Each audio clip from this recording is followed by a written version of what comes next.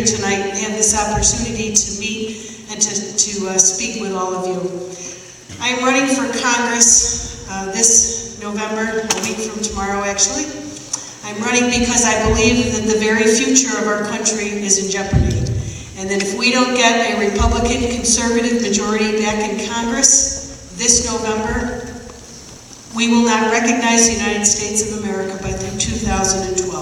I think that this administration and this Congress has been aggressive, and they have far overreached where the federal government should be in our lives. And so I'm giving the voters in our district a choice, and the choice is between two people who are very different. I'm running against the incumbent, who is a liberal Democrat, who thinks that the government knows what's best for us. I believe that you know what's best for you, and you know what's best for your family. And the decisions that you make are private decisions, whether it's your health care, or what bank you bank in, or where you send your child to school. They are personal decisions, and you know what's best for you. So the voters have a very clear choice this November. I'm asking for your support.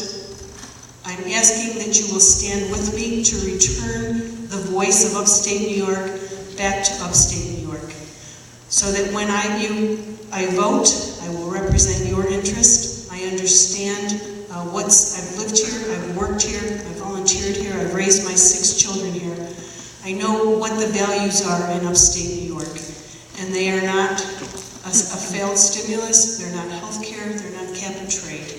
We need to get the government out of our lives. We need to work to ensure our personal freedoms and the liberties of this country. I believe that this election this year, in our lifetime, may be the most important election that we face, because at the very stake here are the liberty and the opportunity that make the United States of America the most wonderful nation in the history of the world. That's what's at stake this year. We have to fight to preserve those freedoms. We have to understand what's at stake here and the direction that this country will continue on if we don't stop it by getting back the Republican conservative majority in Congress. So I ask for your support.